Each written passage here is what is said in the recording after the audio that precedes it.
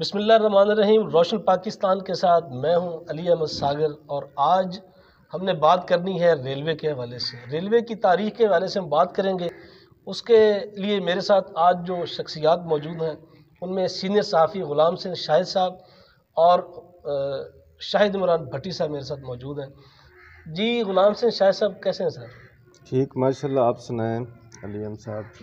تو ریلوے کے حوالے سے ہم نے آج بات کرنی ہے، ریلوے کی تاریخ کے حوالے سے۔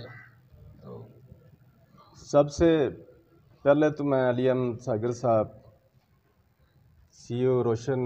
پاکستان کا شکریہ ادا کروں گا کہ انہوں نے آج مجھے بلایا۔ 1849 میں برطانیہ کی پارلیمنٹ نے ایک منصوبہ کی منظوری دی جس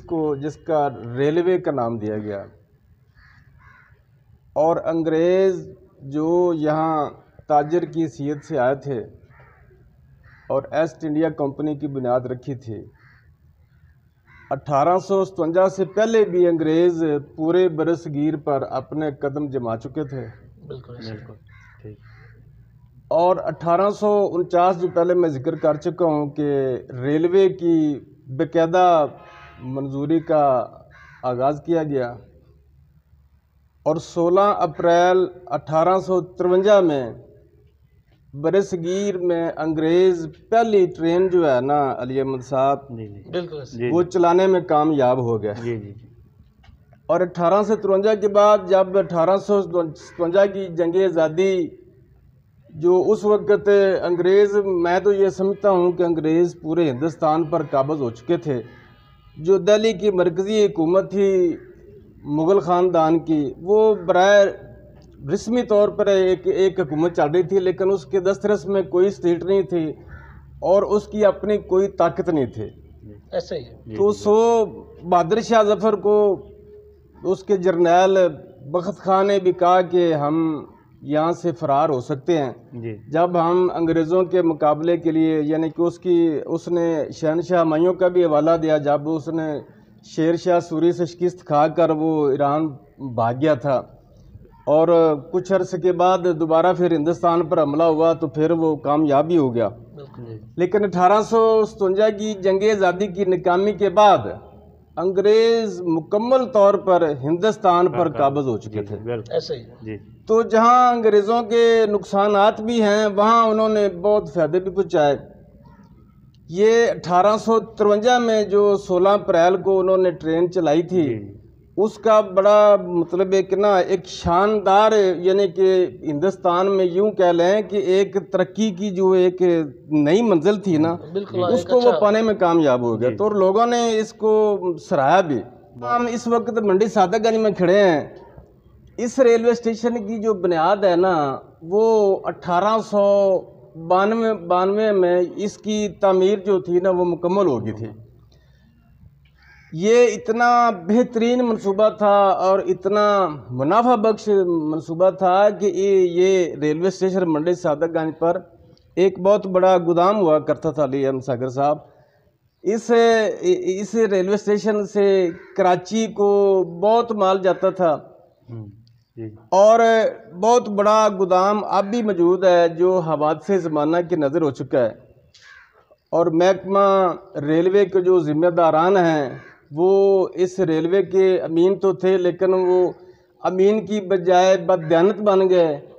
ان کی نااہلی کی وجہ سے ریلوے کا نظام جو ہے نا، یہ جو ہمارا قیمتی اثاثہ تھا، اس وقت عین تباہی کے دانے پر پہنچ چکا ہے۔ جی بالکل کہا جاتا ہے کہ نشئی یہ سامان اکھاڑ کر لے جاتے ہیں، نشئیوں کو تو بدنام کیا جاتا ہے، نشئیوں نے تو اپنے استطاعت کے مطابق وہ جو کچھ کرنا ہوتا ہے وہ اپنا روزانہ کی بنیاد پر پورا کر لیتے ہیں، لیکن بدقسمتی یہ کہہ لیں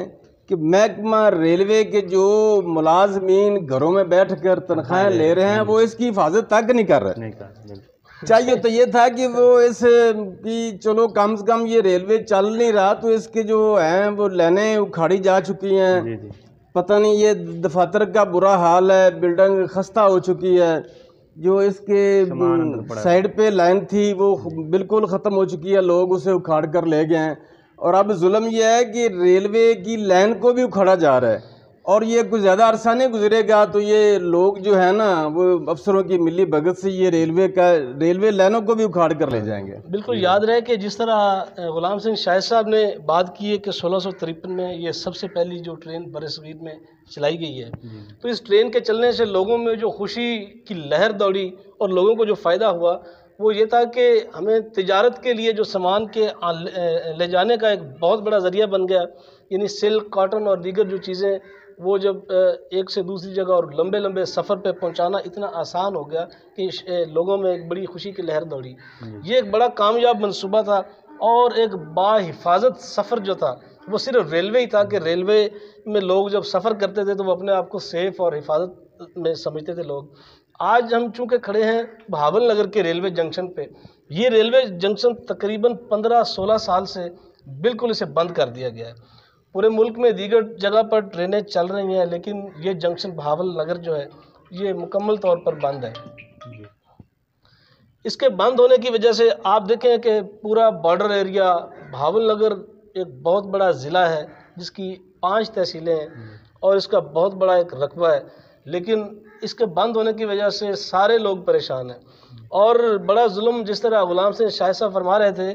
کہ ایک تو اسے بند کر کے لوگوں کو جو فائدہ مل رہا تھا وہ ختم کر دیا گیا، اس کے ساتھ ساتھ یہ ہو رہا ہے کہ ابھی جو ملازمین گھروں میں بیٹھے تنخواہیں بھی وصول کر رہے ہیں، گھروں میں بیٹھے ہوئے تمام مفادات لے رہے ہیں اور احتجاج کرتے ہیں کہ ہماری تنخواہیں بڑھائی جائیں، یہ اس کا خیال نہیں کر رہے، بلکہ ملی بھگت کے ساتھ اور نشئیوں کو بدنام کر کے خود جتنا بھی اس کا لوہا تھا، اس کی قیمتی سامان تھا، یہ دیکھیں اس کا بتی گودام ہے، یہ جناب یہ ٹینکیاں بنی ہوئی ہیں، یہ کوارٹرز بنے ہوئے ہیں، درجنوں کی تعداد میں کوارٹرز بنے ہوئے ہیں بہاول نگر کے ریلوے جنکشنز میں، اور درجنوں کی تعداد میں اس کی زمین اور ہزاروں ایکڑ اس کا زرعی رقبہ بنتا ہے جس پر لوگ قابض ہو کے بیٹھے ہوئے ہیں، جس کا اگر ہم ٹیکس اکٹھا کریں، اگر اس کا ریونیو ہم دیکھیں یا اس کا ہم ٹھیکہ اگر اکٹھا کریں تو سالانہ کروڑوں میں اس کا ٹھیکہ چلا جاتا ہے، لیکن لوگ اونے پونے لے کر بیٹھے ہوئے اس پر قابض ہو کر بیٹھے اور اس کی زمینوں پر بھی قبضہ کیا ہوا ہے۔ جی شاہد صاحب آپ بتائیں کہ ریلوے کی افادیت کے حوالے سے کہ اس کا کتنا فائدہ ہوتا تھا، آپ نے بھی سفر تو کیا ہوگا؟ جی انشاءاللہ ہم نے سفر کیا ہے، جو ریلوے کا ہے نا نظام یہ بہت اچھا ہے،